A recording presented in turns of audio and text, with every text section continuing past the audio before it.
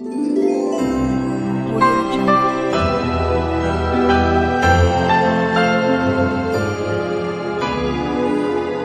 Audio Jungle. Halo, Hai. jumpa lagi di Bucin, Bicara Urusan Cinta, sebuah family channel membahas seputar Perkawinan, keluarga. parenting. Ya, dan tema kita kali ini adalah suka duka berumah tangga. Seperti biasa, direkam di studio Family Therapy Room, Home of Karuna et Familia Indonesia.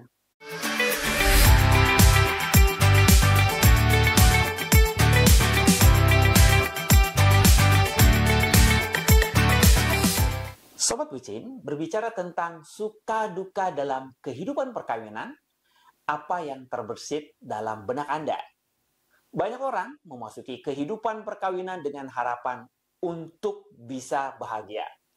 Tentu, hal ini wajar dalam perjalanan hidup manusia yang ingin memulai hidup baru dalam rumah tangga. Tetapi kita juga mengamati dan belajar bahwa kehidupan perkawinan bukan melulu berisi sukacita dan kebahagiaan. Ada duka dan aneka penderitaan yang perlu ditanggung dalam kehidupan berumah tangga. Bagaimana suami dan istri menyikapi suka duka yang datang silih berganti dalam kehidupan perkawinan?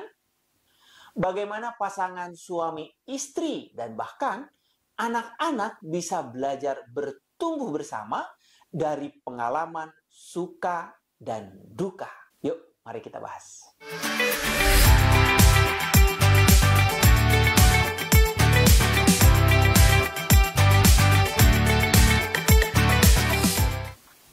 Sobat Bucin, refleksi suka duka dalam kehidupan perkawinan membawa banyak manfaat dalam pengembangan diri maupun pengembangan kualitas relasi suami istri.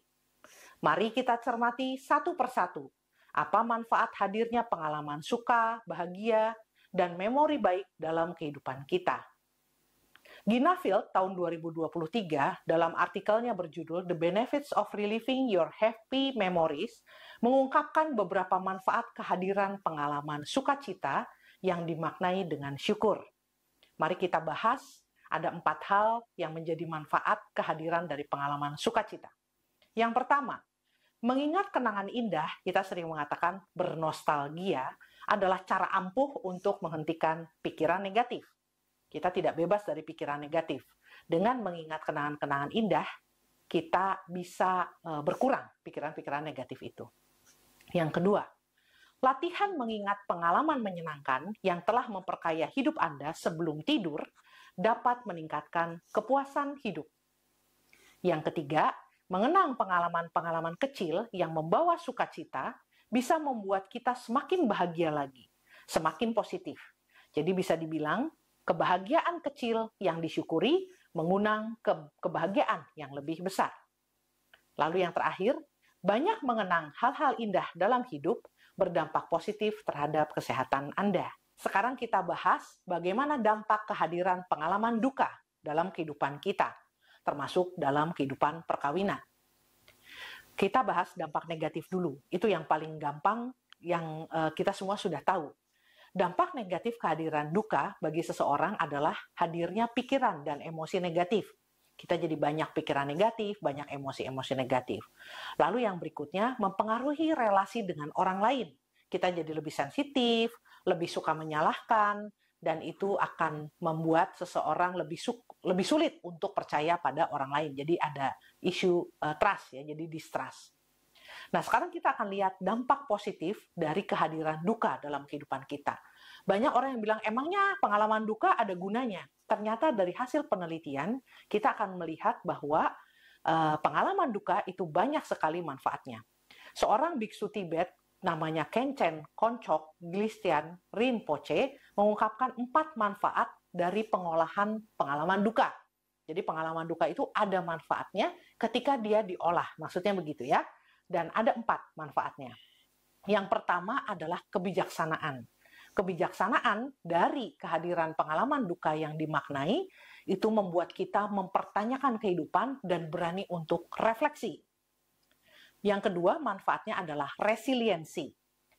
Ada seorang Nietzsche mengatakan, what does not kill us make us stronger. Jadi apa yang tidak membunuh kita itu justru membuat kita lebih kuat. Jadi memang Sobat Bucin, kita tahu bahwa orang-orang yang melampaui pengalaman penderitaan yang memaknainya, dia menjadi lebih kuat. Ketika dia menghadapi kesulitan, dia bisa bangkit kembali. Lalu yang ketiga, manfaat positif dari hadirnya pengalaman duka yang dimaknai adalah munculnya belas kasih, di mana kita lebih empati, lebih peduli, dan terdorong untuk mengurangi penderitaan orang lain. Kenapa? Karena kita pernah merasakan seperti apa tidak enaknya menderita. Jadi ketika melihat orang lain menderita, kita ingin mengurangi penderitaannya. Itu belas kasih atau compassion. Dan yang terakhir adalah kita memiliki penghargaan yang mendalam pada realitas. Nah, ini ada perbedaan yang cukup menarik, Sobat Bucin, antara sukacita dengan duka cita dengan duka dalam melihat realitas. Kalau sukacita itu membawa kita kepada berbagai kemungkinan tak terbatas ketika melihat hidup. Ketika kita lagi happy, Sobat Bucin lagi happy, kita ngeliat, wah iya bagus, ya ini bisa jadi begini, bisa begitu, yang kita tuh optimis banget, semuanya tuh mungkin gitu ya, itu sukacita. Tapi duka, kebalikannya. Duka mengajarkan kita, mengingatkan kita akan keterbatasan kita. Kita jadi lebih membumi, lebih realistis. Karena pengalaman duka mengajarkan kita, ayo jangan terlalu muluk-muluk, ayo jangan terlalu sombong, ayo mawas diri gitu ya. Jadi realitas yang diajarkan oleh pengalaman duka membuat kita lebih membumi, lebih mawas diri, lebih berhati-hati.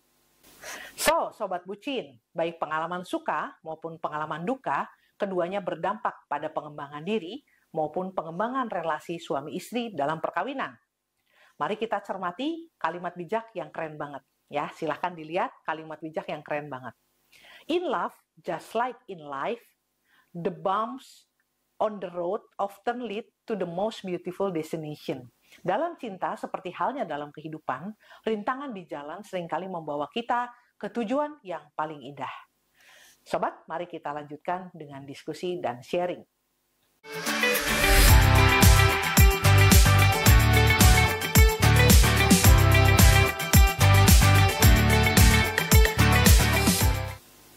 Baik, Sobat Bucin, sekarang waktunya sharing dan diskusi. Ya. Mulai dari kekasih saya dulu deh, Papi Chandra. Welcome. Suka duka dalam kehidupan pernikahan dan dampaknya untukmu.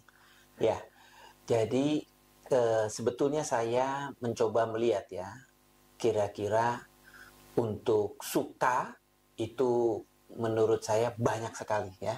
Kegembiraan-kegembiraan dalam hidup saya dengan Mona itu banyak. Tetapi itu dimulai justru setelah kita menikah gitu ya. Tapi justru ketika awal menikah ya banyak penderitaannya gitu. Nah, penderitaan di awal ya karena yang pertama itu betul-betul di hari kita menikah itu kita itu bukan sukanya dulu tapi langsung dapat berita duka. Tapi bukan berita duka biasa tapi ya duka cita gitu ya. Sepupunya Mona meninggal dalam perjalanan menuju ke pernikahan kami. Kemudian kami berdua gitu ya dalam prosesnya melihat bahwa ya suka duka itu seperti hasil dari sebuah proses gitu ya. Jadi bahagia karena saling mendukung, bahagia karena saling mencintai, bahagia karena saling menerima. Ada orang yang menjadi somebody yang bisa dipercaya, itu semua melegakan gitu ya. Nah, tetapi juga ada masa-masa dalam proses perjalanan hidup itu yang memang menjadi duka gitu ya. Saya tuh mungkin terlalu melihat Mona gitu ya. Kalau dia bahagia, saya bahagia. Kalau dia sedih, ya saya juga sedih gitu ya. Nah, kedukaan apa sih yang besar gitu ya? Ada 3 gitu ya. Yang pertama itu tentang kesakitan gitu ya. Jadi Mona kesakitan tentang anak-anak. Jadi anak pertama kami, yang pertama dan yang kedua itu suka Stepan. Nah, jadi sebetulnya kalau saya nggak terlalu bagaimana sama anaknya. Tapi karena Monanya meraung-raung mengerikan, menangis gitu ya. Aduh, saya juga nggak tahu tuh harus bagaimana gitu ya. Mereka Itu kejang demam ya ketika demam, kejang demam waktu step-stepan. kecil, ya Mm-mm. waktu kecil. Nah, jadi saya sebetulnya lebih bingung menghadapi Mona daripada menghadapi anak-anak gitu ya. Nah, jadi tentang penyakit gitu. Ada sebuah penderitaan, kalau misalnya disebut sebuah kedukaan itu yang menyedihkan, itu adalah yaitu masa sulit bagaimana mengatasi ketika anak sakit gitu ya. Nah, kemudian juga ada di masa gitu ya, di mana kesulitan ekonomi gitu ya. Jadi ketika usaha saya mulai meredup gitu ya. Nah, itu ekonomi itu betul-betul jadi perhatian. Anak-anak memang masih kecil gitu, bertumbuh ya. Jadi kita mikir tuh belanja satu hari, mikirin untuk besok gitu ya, supaya kita semua bisa survive. Itu gimana gitu ya. Jadi itu satu penderitaan di mana itu juga menguras hati gitu ya, menguras pikiran.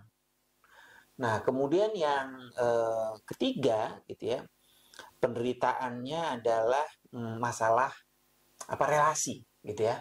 Kalau misalnya ada perbedaan pendapat, ada perbedaan pandangan, paradigma gitu ya.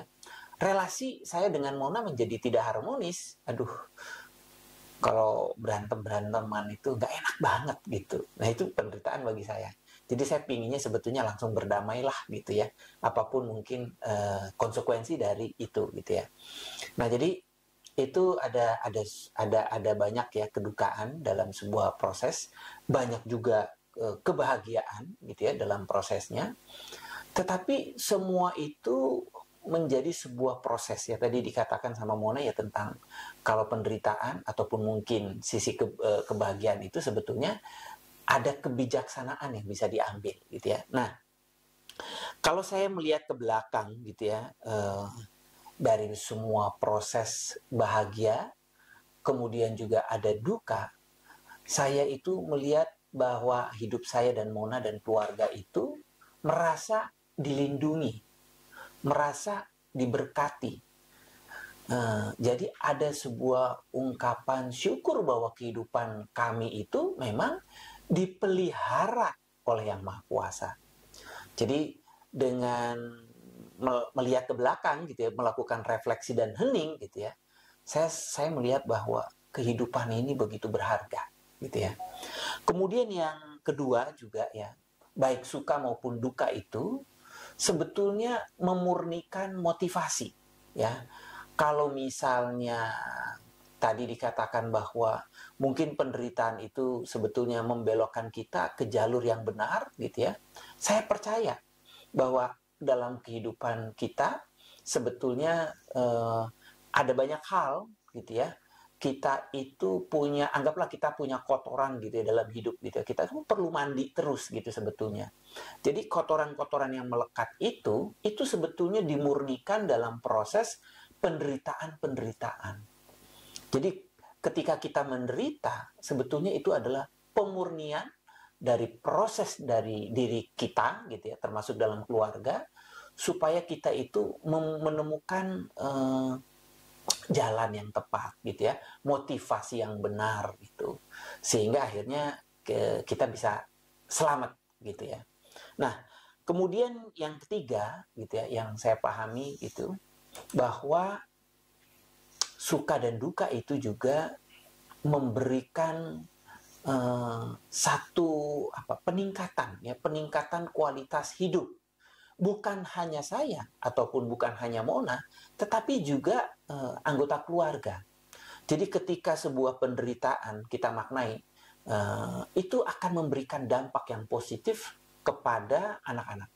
Kami pernah mengalami satu kejadian gitu ya, di mana mobil kami ya, waktu itu ada mobil kami, mobil masih kredit, itu diambil oleh debt collector. Kemudian bagaimana saya dan Mona menyikapi itu, dan itu terjadi di depan anak-anak. Tetapi kita dengan seperti biasa saja gitu ya, bersikap dengan tenang gitu, yang akhirnya anak-anak ketika melihat, oh mobil tidak ada, kemudian hanya punya motor saja gitu ya, itu menjadi seperti apa? Mental yang kuat gitu Biasa ya. aja. Biasa aja gitu. Jadi mereka melihat, oh ada bahagia, ya senang gitu ya. Tetapi ketika menyikapi penderitaan pun itu juga dengan ketenangan gitu ya. Nah Karena itu kita juga santai ya. Orang yang mau narik mobil, itu kita suruh makan, suruh minum, santai dulu. duduk Dia bilang dulu. nunggu temennya, saya bilang silahkan. Tapi kami harus pergi ke rumah sakit. Pada waktu itu adik saya melahirkan gitu ya, ke rumah sakit. Jadi jadi kami tinggal dan ya udah silahkan anytime, silahkan bawa aja mobilnya, kita udah kasih semuanya gitu. Jadi orang bilang ya mungkin orang bingung ya, kok nggak ada sama sekali kayak Perlawanan. usaha perlawanan atau apa ya. Memang kami tahu memang kondisi lagi nggak baik, jadi udah ya memang resikonya mobil diambil, Harus ya udah dilepas ya ambil dilepas lah. gitu. Kami memang udah sepakat, tapi maksudnya perilakunya itu sama sekali ramah banget dan tidak ada masalah, ya memang kita udah tahu akan begitu. Jadi anak-anak juga sampai sekarang biasa sih Ya. soal itu. Lagi kaya, lagi miskin sama aja gitu ya, tetap aja gitu. Ya. Mungkin itu kali waktu itu ya kondisinya ya. Nah, sekarang kamu mau nanya. Oke. Kalau dari saya, ya saya juga mencermati itu ya kalau dalam pengalaman duka, tapi itu sekaligus pengalaman suka. Jadi ada banyak di mana kalau saya ngelihat duka dan suka itu beririsan. Artinya di satu sisi itu sebetulnya duka. Ya kayak tadi kondisi tadi ya. Secara ekonomi kita lagi sulit, bayar cicilan mobil nggak bisa, sampai mobil ditarik, itu kan berarti susah banget tuh waktu itu gitu ya. Karena kan sebetulnya kalau mikir kan rugi ya gitu, kita udah cicil berapa lama gitu kan, pakai DP segala macam gitu.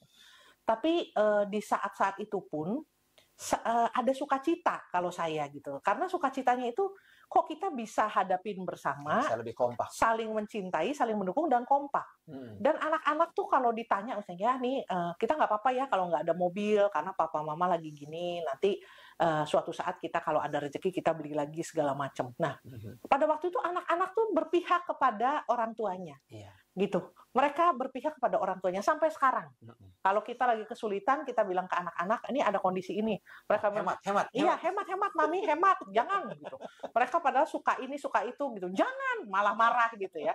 Nggak boleh. Saya jadi takut nih, mami gimana nih, takut duitnya habis gitu ya. Itu kalau lagi sulit. Tapi kalau saat itu kan berarti sebetulnya ada keprihatinan. Tapi mengingat bahwa satu keluarga itu saling mendukung. Dan Bahkan kita merasa dicintai juga. merasa dicintai. Karena misalnya papinya pengen keluar kerja karena ada kondisi yang tidak kondusif misalnya di tempat kerja dan lain-lain. Mereka berpihak kepada papinya. Nggak apa-apa, keluar aja gitu. Nggak usah takut gitu kan. Pokoknya papinya itu lebih penting, kebahagiaan papinya daripada uang yang banyak atau uang yang anjek gitu ya. Dan itu luar biasa menurut saya. Itu kebahagiaan besar walaupun ada dukanya gitu. Nah, lalu ya tadi betul Chandra bilang bahwa dirawat di rumah sakit, anak-anak suka step, lalu ada anak kedua itu sempat dirawat di rumah sakit karena tipes, lalu ada kondisi ususnya bagaimana gitu. Harus selang masuk ke Iya, gitu. Itu betul-betul penderitaan besar yang saya sampai sekarang pun penderitaan saya paling besar itu ya. Kalau dari saya itu anak masuk rumah sakit itu aduh luar biasa. Selebihnya pengalaman bahagia banyak banget. Cukup banyak yang kami capai sebagai pribadi, saya sendiri sebagai pribadi maupun tentu sebagai keluarga ya, karena kalau saya tidak mungkin mencapai misalnya kayak S2, S3, sekolah gitu ya, segala macam kalau bukan karena dukungan suami dan anak-anak ya, itu udah pasti nggak mungkin. Jadi saya selalu mengatakan kepada papi maupun kepada anak-anak saya, kalau misalnya mami bisa mencapai ini dan itu di dalam akademis itu karena kalian gitu. Mereka mereka mendukung dan mereka juga tahu buah kerja keras itu seperti apa, mereka tahu persis. Ya. Dan sekarang mereka terutama anak pertama dan kedua ya nggak usah disuruh, mereka punya kesadaran. Mereka kesadaran sendiri untuk belajar, untuk mereka mau sekolah di mana, untuk mereka membuat PR gitu ya. Betul-betul kami memaksa. Nggak repot gitu, sama sekali nggak ada repotnya. Jangankan butuh maksa. Karena kalau mereka macam-macam, ya mau sekolah siapa? Iya, gitu ya. Nah itu suka duka. Jadi artinya menangis bersama kalau duka, tapi juga kami tahu bahwa pada waktu itu kami itu kuat gitu ya. Maksudnya saling mencintai. Dampaknya saat sedih, jadi ketika saat sedih, terus kemudian kami mengingat pengalaman sukacita bahwa kami saling mencintai, bersyukur gitu. itu menguatkan. Jadi kalau lagi sedih, lagi ada pengalaman duka, kita ingat bahwa kita tuh dicintai. Keluarga kami tuh baik. Yang tadi Chandra bilang, keluarga kami tuh dipelihara, betul-betul dipelihara. Dan itu menguatkan. Jadi kita walaupun sedih, walaupun susah, nggak sampai ancur-ancur banget lah gitu ya. Jadi kemudian bikin seneng, lalu melihat hidup tuh bukan sesuatu yang, hidup ini tega banget gitu ya. Enggak. Kenapa? Karena walaupun sedih, mengingat pengalaman senang. Pengalaman senangnya juga banyak soalnya gitu ya. Lalu saat senang, juga mengenang bahwa ada pengalaman sedih, ada pengalaman duka.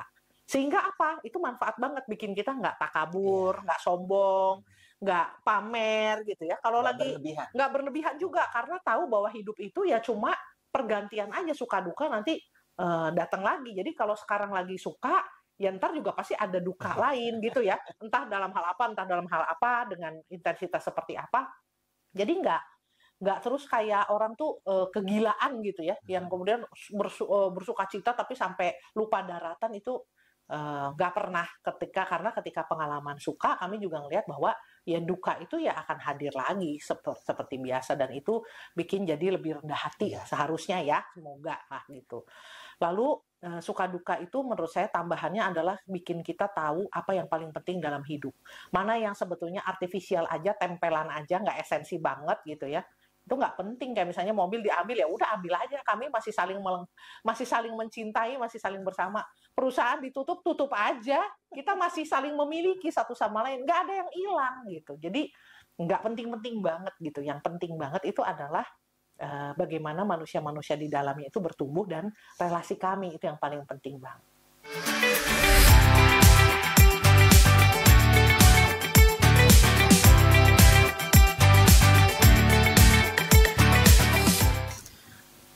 Sobat Bucin, mari kita simpulkan perbincangan kita.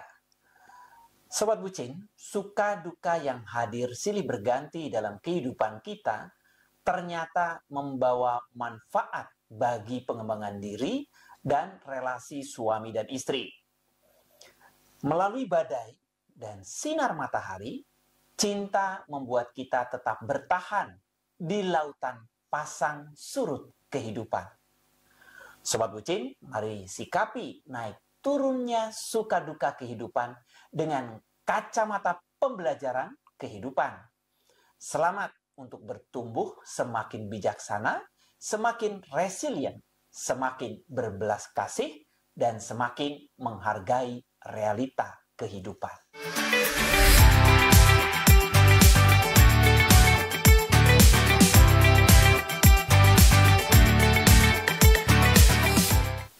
Ya, Mona, untuk oleh-oleh Bucin. Ya, Sobat Bucin, selamat menikmati suka duka kehidupan perkawinan dan mengembangkan diri dan relasi. Mari melakukan yang terbaik. Sobat Bucin, bila ingin menghubungi kami, silahkan melalui email di bucinfamilychannel@gmail.com dan nomor WA chat only di 0852 1326 6550.